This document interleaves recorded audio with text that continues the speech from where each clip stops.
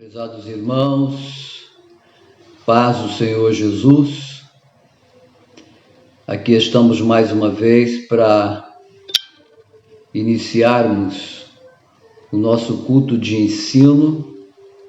Espero poder ajudá-lo mais uma vez, poder contar com a sua colaboração em aprendermos juntos a preciosa palavra de Deus. Hoje nós estudaremos um texto que iniciamos no domingo, no culto à noite, mas antes eu quero fazer uma oração com todos vocês. Já percebo alguns irmãos conosco, isso nos dá bastante alegria, bastante satisfação em saber que você está de fato interessado na palavra de Deus. Vamos orar então e agradecer ao Senhor por esses minutos que vamos poder estar aqui juntos, estudando a preciosa palavra do Senhor. Vamos orar pelo nosso irmão Edilson, por demais irmãos que são carentes das nossas orações. Senhor Deus, Criador dos céus e da terra, eu quero agradecer ao Senhor pela chance de poder mais uma vez falar a Tua palavra, pedir ao Senhor que nos instrua, que ilumine a nossa mente, para que a gente possa ajudar os nossos irmãos que estão nos ouvindo, e nesse momento de tantas aflições e tantas angústias, que possamos refrescar a nossa alma com a Tua palavra. Também oro pela vida do pastor Edilson, pela vida do nosso irmão Moital, pela nossa irmã Fabíola, pelo nosso irmão Elias, irmã Zélia, por alguns irmãos que têm os seus parentes, alguns amigos que foram atingidos por este mal, que o Senhor estenda sobre eles as Tuas mãos, que o Senhor dê vitória, que o Senhor dê graça, que o Senhor os fortaleça para a glória do Teu precioso nome. Em nome de Jesus Cristo, Senhor, eu Te agradeço. Amém. Glória a Deus. Temos aqui já vários irmãos, Eu quero dar continuidade no culto de hoje, convidando aqui a minha esposa, Hoje ela vai me dar um apoio aqui no culto, louvando a Deus com o hino. E espero que esse hino também possa falar ao seu coração. Amém? Então, quero convidar minha esposa para vir aqui, para louvar o Senhor juntamente com os irmãos. E você que conhecer o hino, então acompanhe por aí. Deus abençoe. Pai do Senhor, vamos louvar a Deus.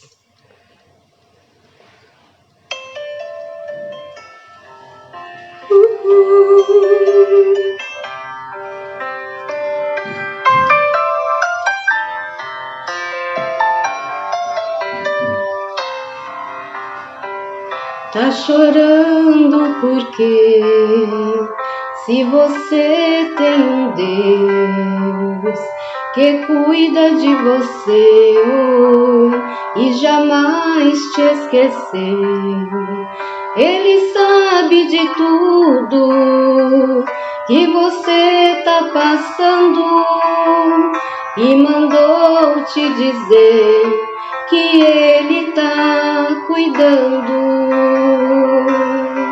Lembra de onde você veio e aonde que você chegou.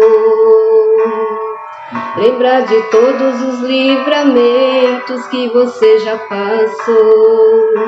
Nem era pra você tá aqui, mas Deus falou assim: esse aí vou levantar. E onde colocar a mão eu vou abençoar. Não chore, quem cuida de você não dorme. Levanta, tem muita gente que te ama. Deus mandou te dizer que vai acontecer. Deus mandou te falar que tudo vai passar.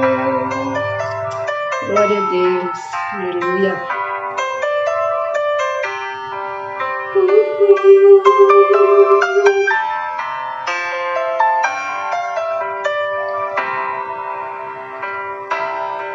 Lembra de onde você veio e aonde que você chegou.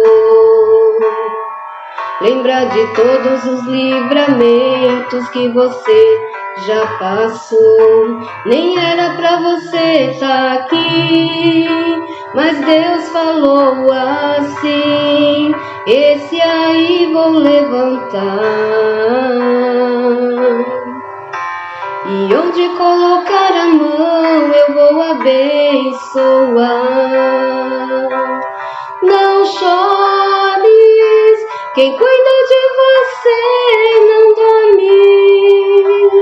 Levanta, tem muita gente que te ama. Deus mandou te dizer que vai acontecer. Deus mandou te falar que tudo vai passar. Não chores, quem cuida de você não dorme. Levanta, tem muita gente que te ama. Deus mandou te dizer que vai acontecer. Deus mandou te falar que tudo vai passar. Deus mandou te dizer que vai acontecer. Deus mandou te falar que tudo vai passar. Que Deus abençoe. Isso aí, meus prezados irmãos, graças a Deus, nós sabemos que tudo isso um dia vai passar, né? E que nós voltaremos a ter de fato a liberdade que tínhamos dantes em celebrar o Senhor, em louvar o seu precioso nome. Que a gente utilize desse tempo, espaço para amadurecer.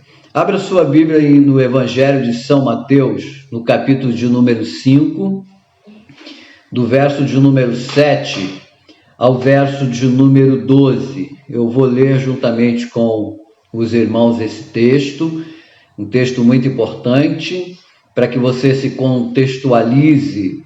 Jesus está sentado no topo do monte, dirige a sua fala à multidão, uma multidão que vem de várias partes, da além do Jordão, da Galileia, de Jerusalém, de Decápolis, pessoas que são acometidas por muitas enfermidades, são pessoas que vieram possessas de demônio, lunáticos, paralíticos, pessoas com problemas graves da alma, e eles param no monte para ouvir a fala do Senhor Jesus.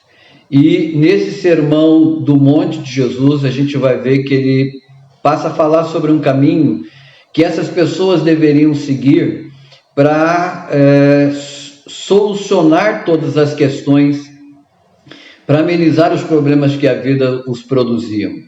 E quando eu li esse texto, eu chamei esse caminho, até publiquei, de caminho da alegria. Então vamos ler o texto, São Mateus 5, do verso de número 7 ao verso de número 12. Bem-aventurados os misericordiosos, porque eles alcançarão misericórdia. Bem-aventurados os limpos de coração, porque eles verão a Deus. Bem-aventurados os pacificadores, porque eles serão chamados filhos de Deus. Bem-aventurados os que sofrem perseguição por causa da justiça, porque deles é o reino dos céus. Bem-aventurados sois vós, quando vos injuriarem e perseguirem, e mentindo, disserem todo o mal contra vós por minha causa. Exultai e alegrai-vos, porque é grande o vosso galardão nos céus, porque assim perseguiram os profetas que foram antes de vós. É um texto bem conhecido de todos nós, mas é sempre bom rever as falas do Mestre, rever as falas de Jesus e aplicá-las na nossa vida. Então, este é o sermão das bem-aventuranças, de pessoas que estão seguindo Jesus e que há poucos minutos atrás talvez não tinham qualquer perspectiva nas vossas vidas. E Jesus então começa a ensinar para eles um caminho da alegria, não uma alegria voltada à questão humana, mas uma alegria produzida pelo reino dos céus, uma alegria que vem direto de Deus para o coração dessas pessoas. Então, ele diz qual é o percurso que essas pessoas têm que seguir para que elas de fato sejam pessoas alegres. Então, a proposta de Jesus é dizer: você é feliz se você for isso, se você for isso, você é feliz, se você for isso, você é feliz. Então, ele começa dizendo o seguinte: bem-aventurados os misericordiosos, porque eles alcançarão misericórdia. É interessante como Jesus inicia o verso de número 7, porque o exercício da misericórdia, na grande maioria das vezes, ele deriva de uma ferida no coração, seja ela antiga, seja ela recente, mas que deixou esta determinada pessoa muito magoada, né? E é exatamente desses episódios que vai surgir o exercício da misericórdia. Por exemplo, a mágoa pode surgir de um companheiro que o traiu, dos filhos que você criou e que parecem ter esquecido que você existe. A gente às vezes vê muitos pais se lamuriarem porque os filhos parecem não enxergá-los a sua existência. Talvez uma atitude de amigos que foram passear e não o convidaram. Ou, por exemplo, de um amigo que que te deve um dinheiro, por exemplo, e ele acabou de passar na sua frente dirigindo um carro 0 quilômetro, um carro novo. Todas essas situações, elas podem provocar amargura no coração das pessoas.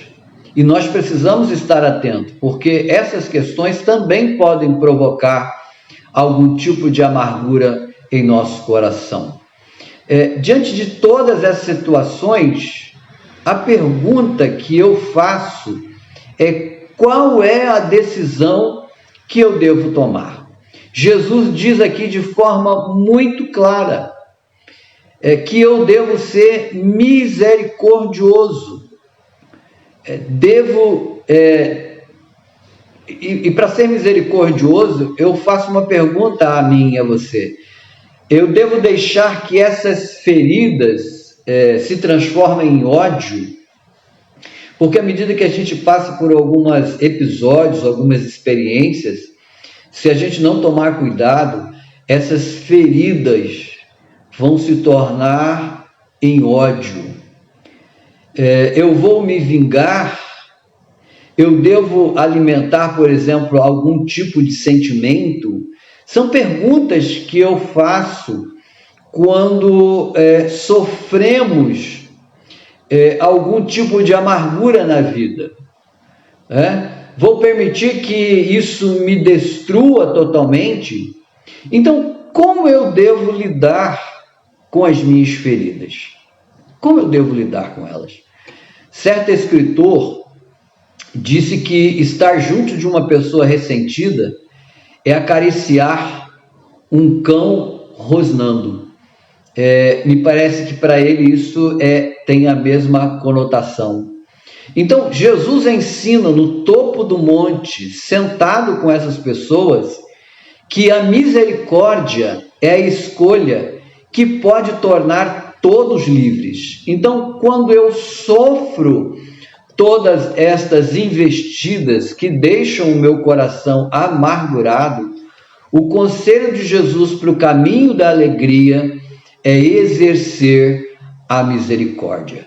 Cristãos, crentes dispostos a perdoar, são testemunhas de uma bondade maior. Eu acredito que isso precisa ficar bem claro para nós, porque perdoar os outros lhe permite ver como Deus nos perdoa. E aí sim a gente consegue encontrar o caminho da alegria. O exercício do perdão a outrem nos faz sentir e entender como Deus se sente. E é exatamente o que Deus deseja de cada um de nós. Se sentir como Deus se sente vai proporcionar a alegria dentro do nosso coração. Então, esta é a reação quando a gente passa por problemas difíceis, por momentos difíceis, quando feridas abrem-se no nosso coração. A gente precisa ser misericordioso, porque o texto é muito claro. Quem for misericordioso também vai alcançar a misericórdia de Deus. Nós temos uma experiência bíblica vivida por um dos apóstolos, no capítulo 18 de São Mateus. Eu vou até abrir esse texto, e eu vou até dar um tempo para que você também possa abrir, onde mostra uma reação de Jesus após ouvir Pedro acerca do perdão. Então Jesus vai contar para ele uma parábola que vai fazê-lo entender melhor. E talvez essa parábola também nos faça entender melhor essa questão do perdão. São Mateus, capítulo 18, verso de número 21. Então Pedro, aproximando-se dele, disse: Senhor, até quantas vezes pecará o meu irmão contra mim, e eu lhe perdoarei? Até 7? Jesus lhe disse: Não te digo que até 7, mas até 70 vezes 7. Possivelmente Pedro achou que era o máximo quando fez essa pergunta a Jesus, porque no mundo judaico as pessoas não costumavam perdoar tanto assim. Eles tinham um limite menor, e Pedro aumenta esse limite, talvez pensando, e aqui eu estou parafraseando porque eu não consigo ler a mente de Pedro, e essa não é a minha proposta aqui, mas talvez pensando que dizer que 7 vezes já seria um número altíssimo, a ponto de Jesus responder para ele que não 7, mas 70 vezes 7. A expressão usada por Jesus é para dizer que o perdão não é alguma coisa finita, mas que eu devo perdoar infinitamente. Ou seja, eu devo exercer a misericórdia sempre, porque os misericordiosos alcançarão misericórdia. Para que Pedro entendesse bem esta fala dele, Jesus então começa nesse mesmo capítulo 18 de São Mateus, contar uma parábola de um rei que recebe no seu palácio pessoas que devem a ele e vem pedir para ele o perdão da dívida. Esse rei, ele decide perdoar a dívida de muita gente, né? E essas pessoas, ao pedirem clemência, ele exerce a misericórdia sobre essas pessoas. Mas um desses personagens, um desses credores que devia ao rei e que foi perdoado, ele não tem a mesma atitude que o rei. Ele, ao sair, ele encontra uma pessoa, um conservo, que o deve alguma quantia.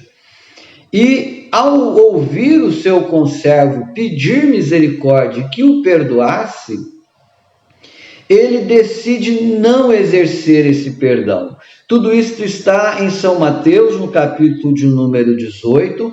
Eu não vou ler todo o texto, porque senão nós ocuparíamos muito tempo. Mas os irmãos conhecem bem esta história.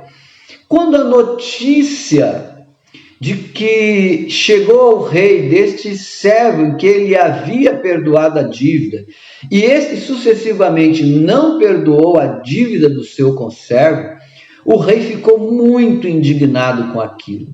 E ele convidou esse credor para voltar ao palácio. Aliás, não o convidou, o convocou. De forma coercitiva, ele leva este homem até o palácio, credor que foi insensato. E agora ele toma uma atitude diferente com este credor. Porque, como ele não havia agido de misericórdia, ele então agora exige que este homem pague toda a sua dívida. Ele retira o perdão das dívidas. Então, perceba, irmão, que o texto é muito claro. Bem-aventurados misericordiosos, porque eles alcançarão misericórdia. Quando nós não somos misericordiosos, nós não vamos alcançar misericórdia. E eu pergunto para você, quantas vezes nós não pedimos misericórdia a Deus, mas exigimos justiça? Quantas vezes a gente vai ao templo e exige justiça de Deus em algumas questões, mas não exige misericórdia?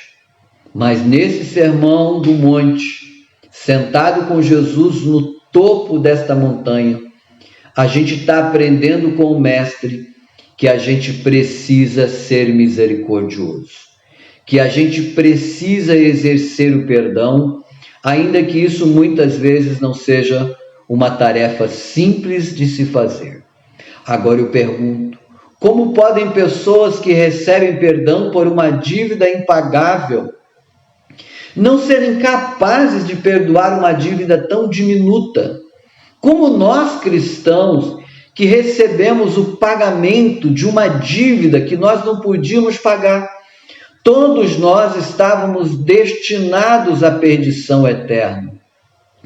Cristo veio, pagou uma dívida altíssima que nós não podíamos pagar. E muitas vezes nós não queremos agir com misericórdia por dívidas tão pequenas. Temos dificuldade de perdoar aquele irmão que falou alguma coisa a nosso respeito que não deveria falar. Ficamos com o coração ferido com aquilo. Às vezes caminhamos com aquilo vários anos. E eu quero dizer para você uma coisa: a misericórdia cura a ferida do coração. Jesus chama isso de alegria. Então, o caminho da alegria é o exercício da misericórdia, aquela misericórdia que Deus nos tem ensinado sempre. Se você está me ouvindo bem, me vendo bem e me entendendo bem, eu quero que você, hora ou outra, vá se manifestando, porque é por aí que eu vou me policiando, amém? Vendo os irmãos aqui, dando joinha, positivo, entrando. Estou aqui com a Eliene Scanhoela, a irmã Eliene, a Márcia Ribeiro, outros irmãos que já entraram, aqui a Angélica, né? Vários irmãos que aqui nos dão a honra da sua presença. Bem-aventurado os misericordiosos, porque eles alcançarão misericórdia. Lembre-se, meus prezados irmãos, a misericórdia cura a ferida do coração. Ele continua o seu sermão, o mestre sentado na relva do topo do monte, dizendo o seguinte: bem-aventurados os limpos de coração, porque eles verão a Deus. Quando Jesus fala sobre coração no texto, eu não tenho nenhum tipo de dúvida de que ele trata esse órgão chamado coração como a sede de todas as emoções humanas. Bem-aventurado os limpos de coração, porque eles verão a Deus. Para os ouvintes de Jesus, sentados no monte, o coração era considerado a sede do caráter, a origem dos desejos, as afeições, os pensamentos, raciocínios, as intenções, a consciência e etc. Quando li esse texto, eu fiquei pensando, por exemplo, em uma viagem que eu fiz, quando eu fui ao norte do país fazer uma visita aos meus pais. E na estrada eu parei no posto e coloquei uma gasolina que eu não sabia que essa gasolina era de baixa qualidade. E então eu comecei a ter problemas. Problemas com o motor do carro, problemas com a parte eletrônica, problemas com a velocidade do carro. E porque todo aquele combustível que foi colocado ali dentro, ele estava com baixa qualidade. Ele tinha coisas que não deveriam entrar ali. E eu fiquei pensando, o nosso coração é um tanque que recebe nossos humores, nossas ideias, nossas emoções, nossas convicções. A questão aqui é o que temos ou com o que temos abastecido o nosso coração. Jesus deixa claro aos seus ouvintes que são felizes ou acharão o caminho da alegria do reino as pessoas que são limpas de coração. Os limpos de coração, eles verão a Deus. No capítulo 6 de São Lucas, verso 45, o Evangelho de Lucas, este jornalista que escreve o seu livro pautado numa pesquisa de campo que ele faz, evidentemente, totalmente direcionado pelo Espírito Santo, no capítulo 6, verso 45, ele escreve: o bom homem do tesouro do seu coração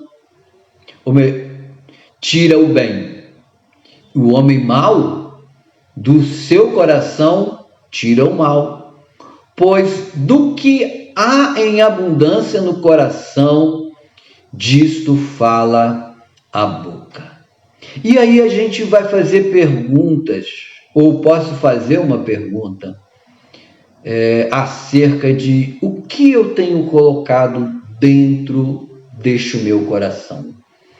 Por exemplo, quando alguém te conta uma fofoca, você rejeita ou passa adiante? A sua ação, ou a sua atitude, ou a sua reação diante desse fato vai depender muito do que tem dentro do seu coração, ou vai depender muito do estado do seu coração.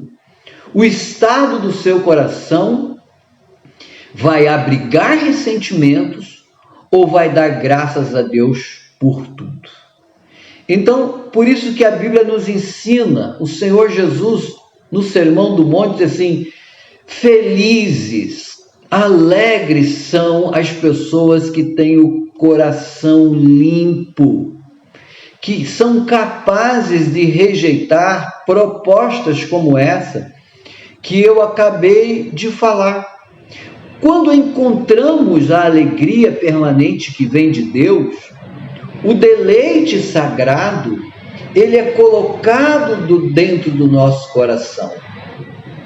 Esta alegria de Deus começa a fazer morada dentro de nós. E eu vou dizer uma coisa para você: apenas Deus sabe purificar os nossos corações. O nosso coração vai ser purificado a cada dia pela palavra do Senhor. E pessoas de coração puro, essas pessoas, sem dúvida alguma, elas verão a Deus.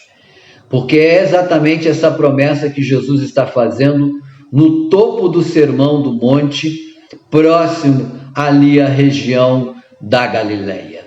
Ele continua contando o seu sermão e mostrando o caminho da alegria, como ser alegre neste reino. E ele diz assim: bem-aventurados pacificadores, porque eles serão chamados filhos de Deus. Pacificadores podem ser classificados como pessoas que cultivam a harmonia no contexto por meio do amor. Pessoas que estão sempre dispostas a promover uma harmonia, mesmo em momentos de turbulência. São pessoas que esforçam-se para que haja sempre paz. Bem-aventurados pacificadores, pessoas que procuram plantar uma palavra de amor na vida de alguém, pessoas que procuram regar esta semente, que é a palavra de Deus, com sorriso, com oração. Ela está sempre buscando a reconciliação, ainda que isso não seja tão fácil assim. É um milagre esse tipo de alegria, porque é uma alegria que é produzida pelo reino de Deus, mas é um milagre possível, plantar a semente da pacificação. O resultado, ele traz uma recompensa para as pessoas. Essa recompensa é receber o título de filho de Deus. Os filhos de Deus plantam paz, mesmo em terrenos duros, em terrenos difíceis. Os irmãos sabem que meus pais, já disse isso a vocês, lá no passado bem remoto, foram agricultores. E a gente tem na nossa igreja também alguns irmãos que têm propriedades rurais e que plantam, né? De alguma forma plantam. A gente tem 3, 4 ou 5 irmãos que têm propriedades rurais. E eles sabem muito bem que eles vão lá, independente às vezes do solo que plantam, eles colocam uma semente lá, preparam a terra, começam a regar aquela sementezinha, e mesmo a terra não sendo tão fértil às vezes, mesmo a terra sendo dura, daqui a alguns meses aquela semente acaba rompendo aquela terra e produzindo frutos. Eu vejo isso um milagre. Assim é a semente da paz. Mesmo em terrenos duros, mesmo em momentos tão difíceis, à medida que se planta essa semente chamada paz, uma hora ou outra, ela vai brotar, ela vai produzir o seu fruto. Essas são atitudes daquele que Jesus chama filho de Deus. Se você tem este título, você de fato é e deve sempre permanecer sendo um pacificador. Ele continua o seu sermão no verso de número 10, dizendo o seguinte: bem-aventurados que sofrem perseguição por causa da justiça, porque deles é o reino dos céus. De certa forma, Jesus está dizendo: felizes são os seres humanos que sofrem perseguições por hastear a bandeira da verdade, sem negociar princípios de moralidade. Sem negociar qualquer tipo de princípio de moralidade. Às vezes eu fico espantado quando alguns irmãos ficam lamuriando porque estão sofrendo perseguição pelo fato de proclamar a justiça do reino de Deus. Mas Jesus diz que você deve ter uma atitude diferente, porque a alegria deve estar permanentemente dentro do seu coração. Ainda que isso venha custar a sua própria vida, custar a minha própria vida, como aconteceu, por exemplo, com João Batista, que denunciou um casamento ilícito de Herodes com a sua cunhada. João foi contra toda aquela situação e ele foi sancionado por Herodes. Ele foi preso, ele foi levado à prisão. Jesus sabe que João está preso. Mesmo assim, o Senhor dá continuidade ao seu ministério, e isso não provoca no coração de João uma tristeza. Nós sabemos qual foi o fim de João Batista, porque Herodias, ela pediu a cabeça de João numa bandeja de prata, e o rei Herodes fez assim, porque ele se sentiu acuado pelos seus convidados, pelas pessoas que estavam ali ao seu lado, com a sua própria pessoa. Mas João, ele foi fiel até o fim da sua vida. Ele ergueu a bandeira da moralidade do reino, ele ergueu a bandeira da justiça de Deus, e Jesus disse para João, e diz também a cada um de nós: bem-aventurado, felizes os que sofrem perseguição por causa da justiça, porque deles é o reino dos céus. Louvado seja, engrandecido seja o nome do Senhor. Vamos partir para os últimos 2 versos deste parte final do sermão de Jesus no monte, lá no topo do monte das bem-aventuranças. Bem-aventurados sois, disse Jesus, quando vos injuriarem e perseguirem e mentindo, disserem todo mal contra vós por minha causa.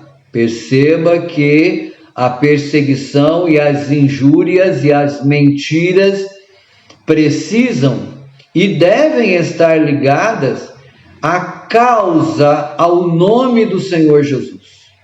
Se alguém sofre de alguma forma que não é pelo nome do Senhor Jesus ou pelo reino, essa pessoa não é considerada bem-aventurada, essa pessoa não é considerada feliz. A gente encontra muita gente nos dias atuais que estão sofrendo, mas que não é pela causa do Senhor, e muitas delas entendem que é pela causa do Senhor. Mas Jesus nos disse que vocês serão felizes se vocês sofrerem injúria, se vocês perseguirem, se as pessoas mentirem acerca de vós, dizendo todo mal contra vocês, e se este mal e de todo esse contexto for por causa que você é um crente fiel, você será uma pessoa feliz. Esta é uma alegria imanente do reino de Deus. Exultai e alegrai-vos, porque é grande o vosso galardão no céu, porque assim perseguiram os profetas que foram antes de vós. Prezados irmãos, esse é o reino pela qual vale a pena morrer, pois nele os rejeitados são aceitos. A gente está vendo aqui Jesus no monte, sentado com um monte de gente, escória da sociedade, ex-endemoniados, pessoas que tinham problemas físicos, paralíticos, lunáticos, pessoas que são considerados malucos e doidos. E é por essas pessoas, e são para essas pessoas que Jesus fala da alegria do seu reino. Então, vale a pena morrer por este reino, porque neste reino os rejeitados são aceitos. Nesse reino não existe parcialidades, ou imparcialidades, aliás. No mundo em que ninguém quer ser, por exemplo, o segundo violino. Eu fico olhando para as músicas, isso aqui é apenas um exemplo, mas isso aqui cabe em qualquer outro lugar. Às vezes as pessoas só querem ser o primeiro violino. Aqui no reino de Deus, tanto faz ser o primeiro violino quanto o segundo violino. Esse é o reino em que as pessoas são salvas, não de forma meritória ou porque têm bens financeiros, são privilegiados. Esse é um reino que as pessoas são felizes quando dão a sua vida pela causa do Evangelho, independentemente daquilo que ela foi no passado, independentemente da sua condição financeira. O escritor de Paulo aos Efésios, no capítulo 2, verso 8 e 9, ele nos assevera de forma tão magnífica. Ele diz assim: porque pela graça sois salvos, por meio da fé. Isso não vem de vós, é dom de Deus. Não vem das obras, para que ninguém se glorie. Neste reino, a misericórdia, ou seja, a dádiva divina, está disposta a me oferecer muitas oportunidades. Não existe nada igual, não existe nenhum segmento no mundo que oferece tais privilégios e que leva tal mensagem. O reino de Deus é um reino para os pobres de espírito, um reino que não ganha pelo que faz, simplesmente, aleluia, um reino que que você não ganha por aquilo que faz, mas é um reino que simplesmente te aceita. O reino de Deus se constitui um lugar onde eu realizo as funções por amor e não porque me obrigam. O reino de Deus não é uma barganha, faça isso ou receba aquilo. No topo desta montanha, Jesus está ensinando e lembrando aos seguidores da pátria celestial. Esse reino em que nós estamos vivendo é um reino aonde nós vamos alcançar um galardão.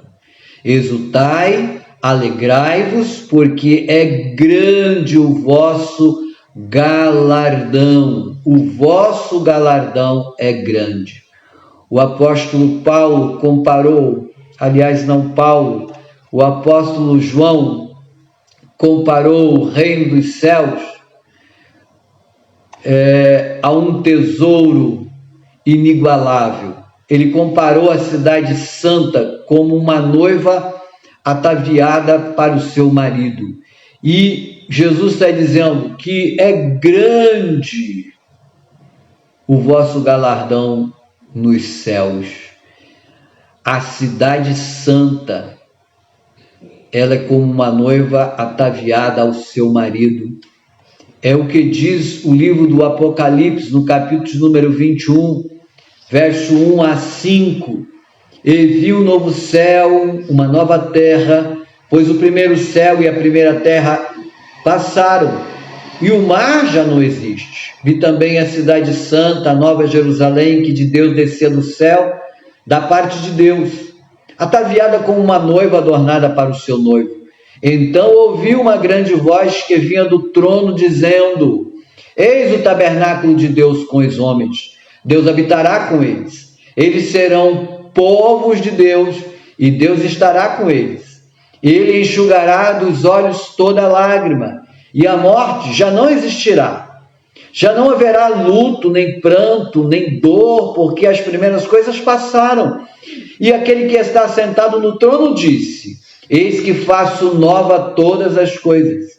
E acrescentou: escreve, porque essas palavras são fiéis e verdadeiras. Exulte-se, irmão, fique alegre, porque é grande o vosso galardão nos céus, e os céus que nos espera é algo extremamente magnífico. Então deixo esta fala do Senhor Jesus aqui no monte para vocês, que esta fala do Mestre possa ser um incentivo para que você viva de fato o caminho da alegria, mas uma alegria que é proporcionada pelo reino de Deus. Eu quero encerrar aqui, vamos ver se é possível louvar a Deus, encerrar com mais um canto. Mas antes eu quero fazer anúncios rápidos aos irmãos, e eu acredito que isso se faça necessário. Primeiro, agradecer aos irmãos pela sua paciência, por ter ficado aí, irmão Vasni, irmã Lídia, irmã Valdinalva, Angélica, Cristiano, muitos irmãos. Eu quero agradecer a sua paciência por ficar todo esse tempo, a gente sabe que não é fácil. Também quero agradecer os irmãos que são mantenedores da igreja, que têm contribuído, que têm trazido as suas ofertas, as suas contribuições, os seus dízimos, e dizer a você que no domingo à tarde, das 16 horas até às 18 horas, nós estamos lá na congregação para receber a sua contribuição, porque os irmãos sabem, a igreja não está abrindo para cultos presenciais, mas as despesas continuam, e eu conto com a sua colaboração, conto com a sua ajuda. Leve a sua contribuição, a sua oferta missionária também, para ajudar os missionários que estão no campo, que precisamos atendê-lo. Na quinta-feira, o nosso culto novamente será online, vai começar às 20 horas. No sábado à noite, a transmissão será feita da igreja, da congregação, pelo departamento dos adolescentes. Eu peço aos irmãos que entrem e que vejam os adolescentes apoiando esse trabalho. O culto haverá apenas lá 5, 6, no máximo 10 pessoas para realizar, e nós estaremos de casa acompanhando. No domingo pela manhã, a escola bíblica vai ser novamente transmitida pelo Face. Esperamos os irmãos, principalmente jovens e adolescentes, por favor, acessem o Face. Eu sei que não é fácil. Das 9 horas até as 10 horas da manhã estaremos estudando a palavra de Deus. Quero convidar aqui a irmã Laide, minha esposa, para fazer mais este louvor. Após o louvor, nós vamos orar por todos vocês e nos despedimos até a próxima, né? Se cuidem, por favor. Irmã Laide, por favor. Glória a Deus. Vamos continuar louvando o Senhor, né, irmãos? Eu cantei esse louvor no sábado, no culto com as irmãs. As irmãs que souberem me ajudam, tá? Canta aí junto comigo.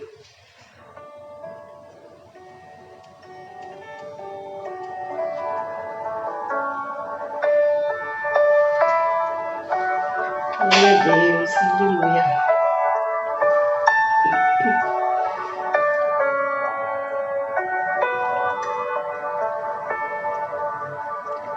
Planos frustrados, dias nublados, me pergunto por que foi que eu sonhei. Mar agitado, tempo fechado, já não faz sentido as rotas que tracei.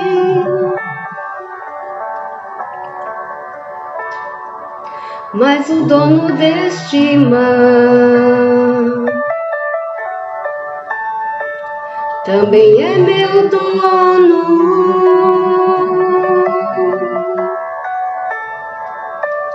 Ele não me abandonou, eu sei, está me ensinando.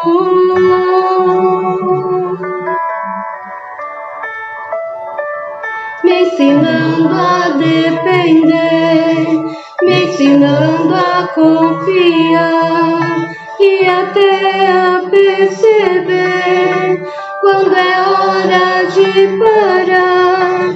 não parar de avançar, mas parar pra lhe escutar e entender que lá de cima minha rota ele vê e altera o caminho e dá rumo ao barquinho e assim me guiará a um lugar seguro, a calmaria. Glória a Deus.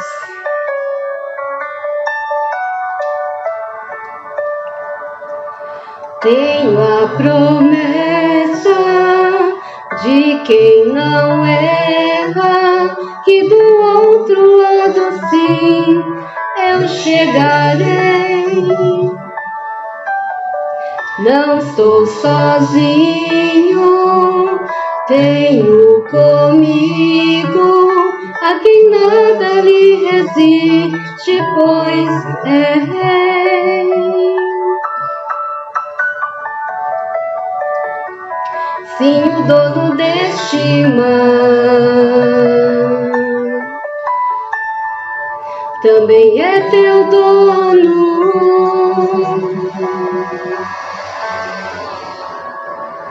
Ele não te abandonou, eu sei, está te ensinando.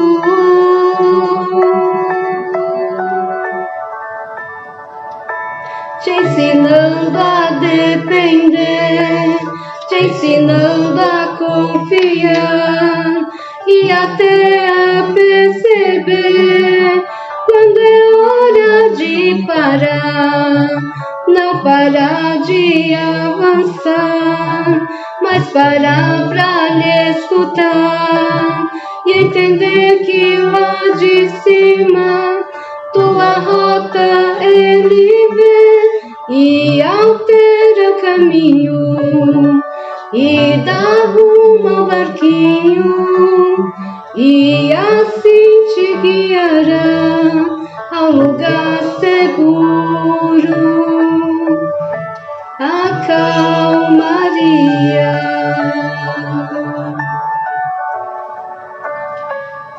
A calmaria.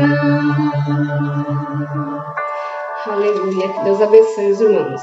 Um beijo para minha irmã Maria Aparecida Marques, ela está sempre nos assistindo. Um beijo, minha irmã, te amo. Deus abençoe a todos os irmãos. Deus abençoe, Cida, beijo para você, para o Fran, para toda a turma aí. Minha cunhada está sempre presente, né? Bem longe, estão lá do lado de Osasco, né? Bem distante, mas sempre nos atendendo. Carapicuíba, né? Meus irmãos, um beijo grande no coração de vocês. Obrigado, amo demais essa igreja, amo demais esses irmãos. Vamos orar e agradecer ao Senhor. Deus dos céus, muito obrigado por esse tempo de estudo da Tua Palavra. Muito obrigado por nos ensinar o caminho da alegria e entender que misericordiosos alcançam o caminho da alegria, que pessoas que não negociam princípios morais do Teu reino alcançam o caminho da verdadeira alegria, que pessoas que são perseguidas por causa do Teu nome, mas que permanecem firmes como o vento invisível, também alcançam o caminho da alegria, que pessoas que são pobres de espírito, ou seja, pessoas que decidem decretar a sua própria falência, no sentido de não ser autossuficiente, também encontra o caminho da alegria. Continue abençoando a Tua igreja, o Teu povo, os Teus servos, para que a cada dia possam traçar este caminho da alegria, se assentar no topo do monte e todos os dias aprender do Senhor, que é manso, humilde de coração e que promove descanso para a nossa alma. Em nome de Jesus, Deus dos céus, esse é meu pedido. Que o grande amor de Deus, a graça do Senhor Jesus, A doce comunhão do Espírito do Senhor seja com essa igreja hoje e sempre. Deus abençoe, tenha uma boa noite, fique em paz.